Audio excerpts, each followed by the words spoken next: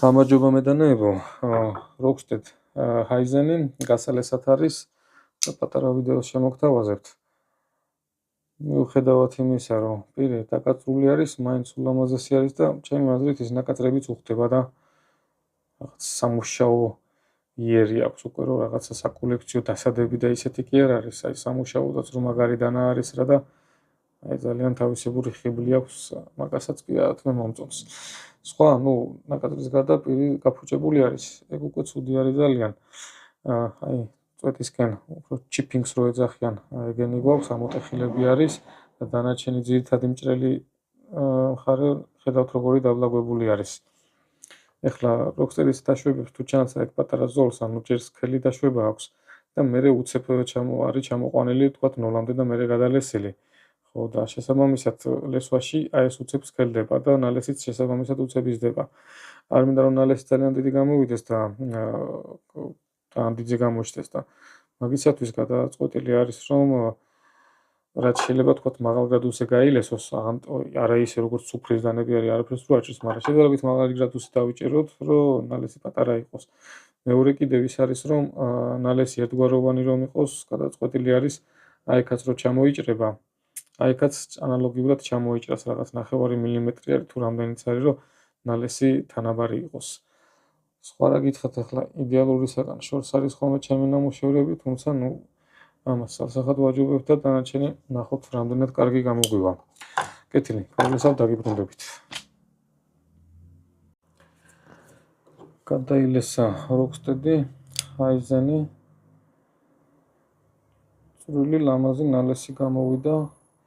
იგივენაირად mirror polish-ი, რა თქმა უნდა ისე პოლირებული არ არის. არც არის საჭირო, ვიზუალში სარკესავით არის. თუ რაღაცა მიკროსკოპში და გამომადგებელში არ ჩავხედავთ. წვეტი იყო დაზიანებული, წვეტმა გაართულა ცოტა ლესვა, თუმცა საბოლოო ჯამში ფიქრობ, რაც იყო პრიორიტეტი, რომ ვიზუალში კაი გამოსულიყო, ის მივიღეთ. ნალესი წვრილი არის, ერთგვაროვანი არის და თანაბარი არის.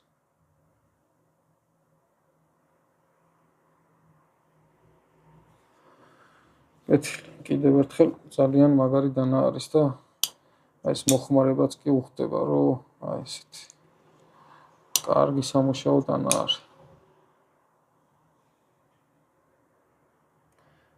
ესეც DLC polished. მთელი თავისი ბრწყინვალებით, აიცა მეტი უკეთესად რაზე შეიძლება გამოვაჩინოთ. აბა. აი. შეხედეთ რა ლამაზია. მთელი თავისი ბრწყინვალებით. ასეთი ულამაზესი დასრულება აქვს. კეთილი, მადლობა ყურადღებისთვის.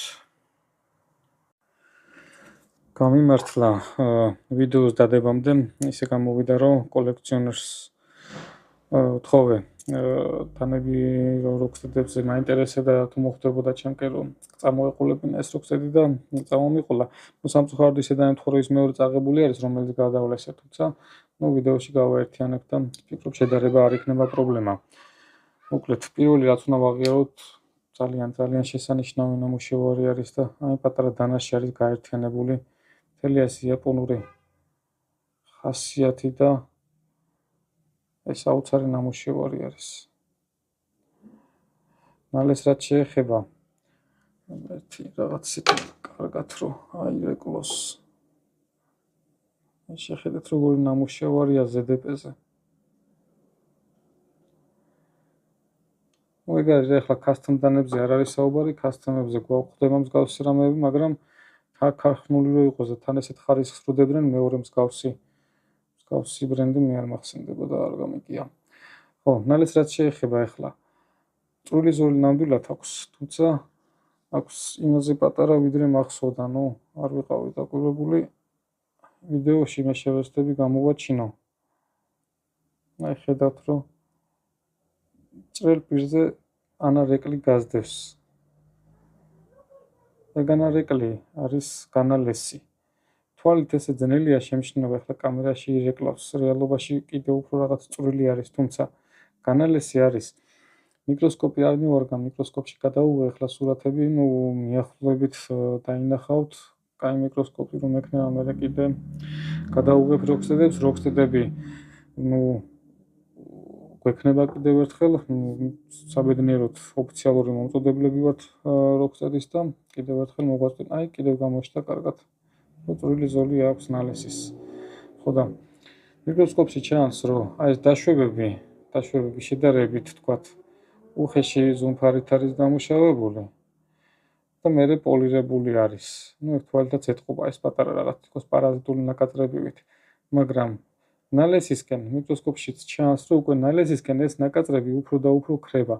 ანუ პოლირებისას ის კიდეზე მაინც მეტი ხდება ხოლმე შედარებით პოლირება რა და აი კიდეზე გამქრალი არის აი ეს ნაკაწრები, იმდენად ღრმა აღარ არის და უკვე გაგლუებული არის, შეიძლება ითქვას.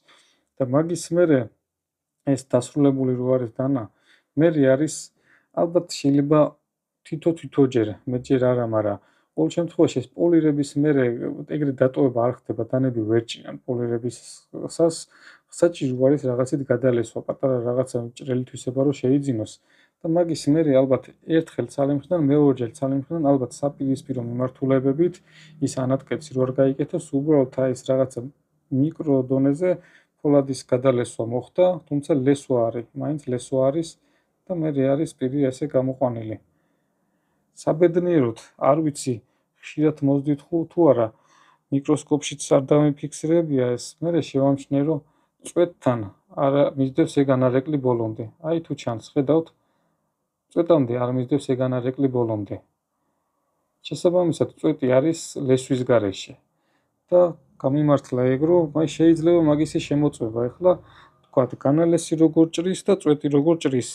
ანუ ის რომ თქვათ, ნულამდე არის გალესილები და ასე შემდეგ, ეგ ეგრე არ არის. წვეთის თვისება აი სრიალებს, რასაც ადრეც მithkoms ბევრ ვიდეოში და ეს დასტური არის იმისი, რომ დანა როცა ნულამდე ისა პოლირებული არის ბოლომდე, მე უკვე ვეღარ აჭრის. რა თქმა უნდა, შეეძლოთ ესე დატოვებაც, მე იქნებოდა აბსოლუტურად ნულამდე, როგორც ჩანს, აი ანარეკლზე. თუმცა ჭრელი თვისება რო შეეძინა, მე აიღეს და გადალესეს დანა და უკვე აი გადალესილი უკვე როგორ მაგრად ჭრის. ერთი კიდევ ჩავატაროთ უკვე ლესვის ხარისხი, ვნახოთ თხელთმას როგორ უმკლავდება დანა. რაც არ უნდა იყოს ZDPR და ძალიან დაბალ გრადუსზე არის. ეხლა ამას სამწუხაროდ ეხლა მე ვერ ჩავუტარებ ექსპერიმენტს და ვერ გავზომავ ეს ადგილი რა არის, მაგრამ ძალიან დიდი ალბათობით 20 გრადუსიან შეიძლება დაბალი იყოს ეს პატარა დაშვებები რო არის ჩემი აზრით. შესაბამისად, აი ეს პატარა ნალესიც 30 გრადუსის ფარგლებში რო იყოს გინაც უფრო მეტზე, ZDP უკვე ესეთ ჭრელ თვისებას უკვე ძალიან მარტივად იწინს. თხელთმაზეც ჩავატაროთ ექსპერიმენტი.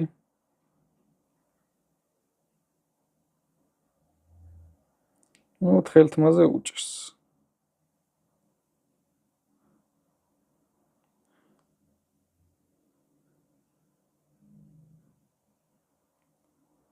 რაღაცას შეიძლება მოკიდოს.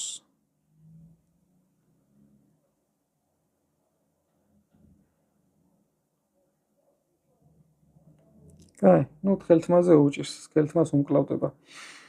ჩემი აზრით ეგ არის როქსტედის ლესვა. კითხვები მეც ბევრი მქონდა, საბოლოო ჯამში რაც მქონდა ეს ცნობის მოყვარეობა და კითხვები, პირადად ჩემთვის ყველა კითხვაზე გაცემული არის პასუხი.